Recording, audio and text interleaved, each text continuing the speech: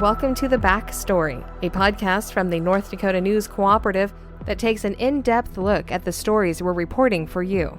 I'm Sabrina Halvorson, CEO of the North Dakota News Cooperative, and we have a special edition of The Backstory today. Normally, we talk with Michael Standard, who is our lead reporter, and we talk about the latest article he's done. But for today, we're talking with one of the founders of the North Dakota News Cooperative. This is Steve Andrist, and he is co-chair of the board of directors for the North Dakota News Cooperative. Steve, thank you so much for being on today. All right, Steve, so a lot of people around North Dakota know your name, they know who you are, but for those who maybe don't, would you start off by giving us just a little bit of your background? And you've been so involved in North Dakota's newspaper industry for so many years.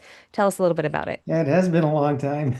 I hate to think back about how long it's been, but I grew up in the business. My hometown of Crosby, the local community newspaper there was operated by my grandfather and then my father. When I graduated from high school up in Crosby, I decided I would go to journalism school at UND because I didn't know what else I might do with my life. Really, though, with no intentions of coming back. There were bigger fish to fry. I wanted to make a bigger impact on the world, I guess. It was in the Watergate era, and there was a lot of people influenced by all the president's men. But I went to work for the Bismarck Tribune and then the Rochester Post-Bulletin in Minnesota, and eventually kind of decided, I guess, if I'm going to work long hours for low pay, I'd just soon be the one deciding what I'm doing. So I went back home again, bought the paper from my dad, and he was a good role model. He ran a tremendous newspaper for many, many years and translated a lot of that. I think he was one of the first newspapers in the state in that era that actually, community newspapers that started covering news rather than just taking what came in the door. So he modeled that, and he was a statewide and national leader in newspapers at the time. So I had a good background set for me, and I got involved with statewide and national newspaper work as well, and eventually sold the business and retired to Bismarck and went back to work again at the Newspaper Association. But now I'm retired for good.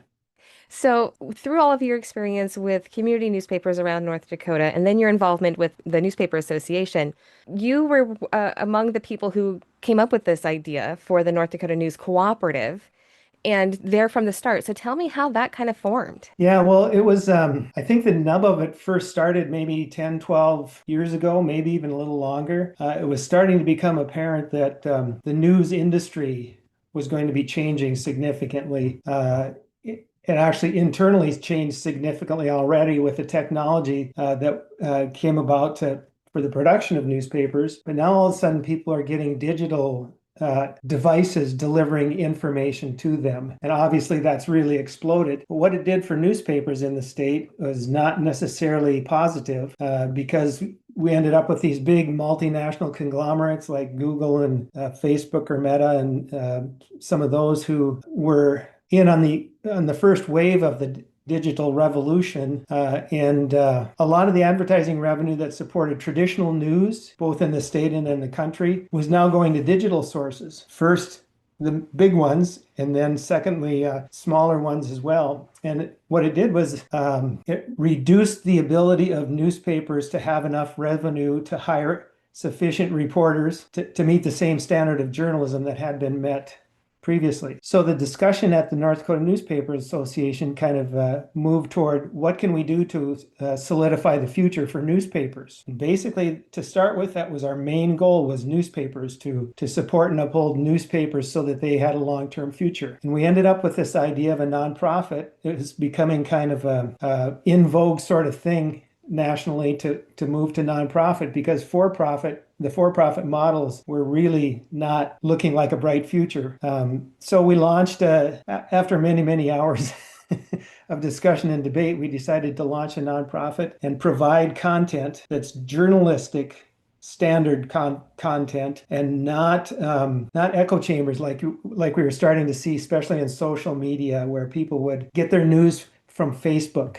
We still have a lot of people getting their news from a Facebook or other social media, which isn't necessarily healthy from my perspective, at least, because those are things that are often promoting a particular perspective or a particular point of view. And we wanted to be more multi-sourced, vetted, fact-checked, edited, all those things, and also do our best to be fair. When there's more than one side to a story, we wanted to tell both of them or all of them, not just one of them, which is how social media often and many other digital sources often do it. So that's how the genesis was, and we just kind of plodded along, hired Michael and had a reporter to start producing content and sharing it with newspapers and other sources, and we hired you to help manage it for us, and we're going maybe at a snail's pace, but we're going. When it was formed and when you were going through that whole process, you guys really pulled together a lot of big names in North Dakota media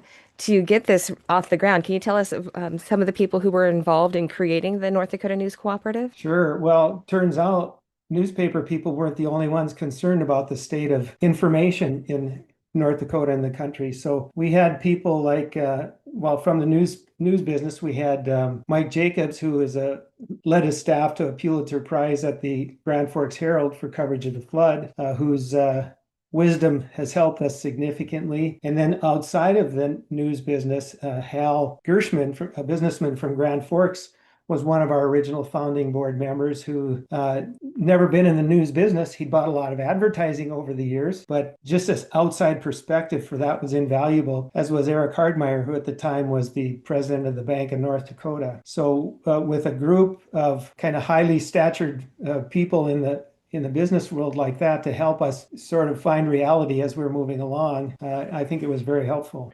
And then, of course, Jill Denning-Gackle involved on the board as well. And the more people came along as the board was moving forward with things. Had involvement from the Broadcasters Association with Beth as well. Mm-hmm. Yeah, Jill Denning-Gackle and her family were publishers of, I think, 13 different community newspapers in the central part of the state, home base of Garrison. And Cecile Werman, who was with me up in Crosby for a while and then came to Bismarck to help run the Newspaper Association, were some of the originators of that concept from within our industry.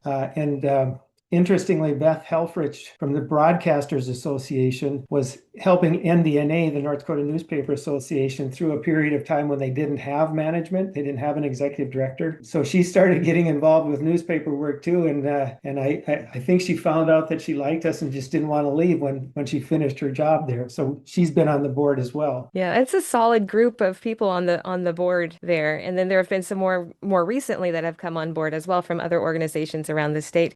And so that tells me, and one of the things that when I was first looking into the organization, when we were going through the hiring process, was just the community involvement and how so many community leaders believed in this mission. And is that what you're finding as well, Steve? Yeah, everywhere we go, we find people who are grateful that there's somebody doing this kind of work. Everywhere we've gone, we've found people who think this is really important, not only for communities, but for our democracy, to be able to share information that's informative and not necessarily perspective related. It's overall. The idea is to give people not to convince them to a particular place, but to give them the options so that they can convince themselves where it is they'd like to take that place. And community leaders all over the state have reached out in various ways to support that effort, and it's been gratifying. Yeah. And, you mentioned that, yes, there are some similar organizations around the state. Buffalo's Fire, I think, is a fantastic organization. But one thing that really separates the North Dakota News Cooperative, I have found, is that it was dreamed up in North Dakota. It was created by people in North Dakota. It's not supported by a larger, national organization like some of the other organizations around the state are. Like the North Dakota Monitor is part of a bigger national organization that has newsrooms in several states. But the North Dakota News Cooperative is strictly North Dakota. It was dreamed up here. It was created here. It's from, everybody involved lives here in North Dakota, and we take care of North Dakota residents and the people who are involved in the state as far as the people we're serving through this organization. And is that how you wanted it to be from the beginning? Absolutely. I think one of the things we said from the beginning is that our work would be for North Dakotans, about North Dakota, by North Dakotans. So that's our only niche. Our only niche is the state of North Dakota, and a lot of times there are wider influences around the country and the globe that impact North Dakota.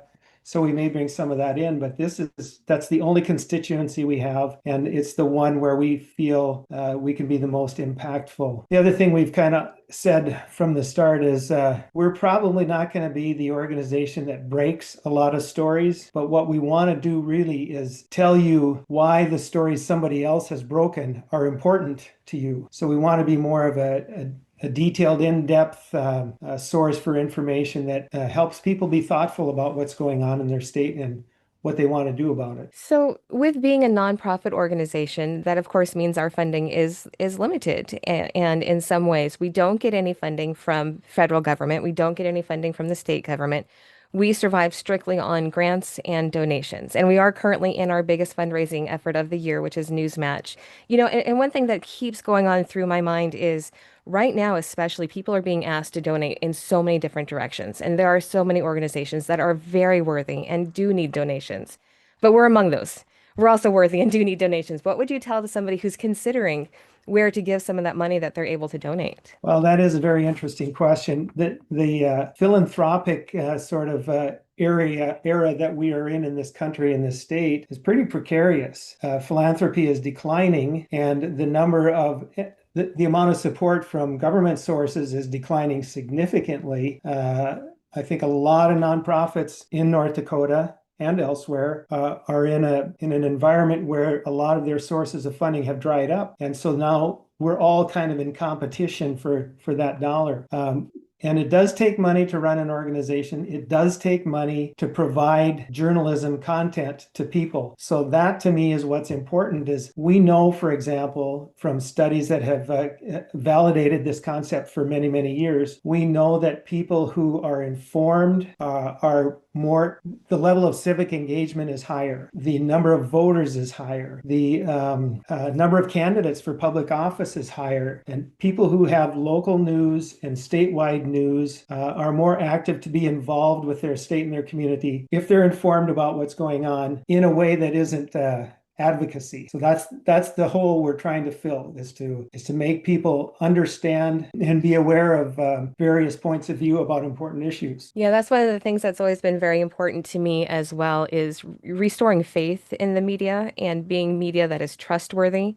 And like you said, not to sway people, but to provide them with the information they need to be able to make their own informed decisions. And so I really like that that's what the organization strives to do. Right, and there's a cost to doing that. And I think people will value it, and people do value it when they see it, must recognize or need to recognize that things that are worth doing or having are worth paying for. And news has always been paid for until the internet era. Then a lot of news became available online, but it wasn't necessarily, and still isn't necessarily, the type of news that's going to be community building and state building news. It's more from a perspective or from an advocacy point of view. Not to say that there aren't a lot of organizations that do good journalism through digital platforms. There's a lot of that too. That's been a major significant change in the last several years. But there is a niche there. And if you want to be informed about North Dakota, you can't expect to get a well-rounded, vetted, edited picture without being willing to pay a small amount for it. Right. And right now those donations are doubled through the Newsmatch. So any dollar that you give to the North Dakota News Cooperative through our website is automatically doubled, and in some cases tripled, because we do have another match specifically for rural newsrooms that are doing a really good job in their community. So another organization has stepped up to say, hey, we're going to even triple, add another match to your first $3,000 that are donated. So it's an excellent time for people to be donated. And as we wrap this up, Steve, I want to ask you, what would you say are the one or two things that you are most proud of when it comes to the North Dakota News Cooperative? Oh, most proud of, I would say that, first of all, that we've been able to launch and to operate for 3.5 or 4 years without having any specific funding to do that, or any business model that provided for funding. But we've been very fortunate that people, especially organizations, foundations and organizations and individuals, are starting to see or have seen that this is an important calling. It's like the fourth estate, and it is important. People understand that having good, accurate balanced information is critical to maintaining an effective democracy. It sounds a little highfalutin, but it's true. It's something that I don't believe we can live without. And if you look at you mentioned the News Match, we're in the middle of our big fundraising campaign. It's called the News Match, which is supported by all kinds of national philanthropists who also have that same passion for information, good vetted information. So that's gratifying as well to have so many people behind it, and millions of dollars are going to support nonprofit journalism through the News Match program. All right. Well, thank you for your time today, Steve, and thank you for your vision. Thank you to you and to Jill and Mike and Hal and everybody else who had the vision to begin with, that to create this type of organization for North Dakota. You're welcome. Been fun. Again, that was Steve Andrist, one of the founders of the North Dakota News Cooperative. I'm Sabrina Halvorson, CEO of the North Dakota News Cooperative. Thank you so much for joining us today for this episode of The Backstory.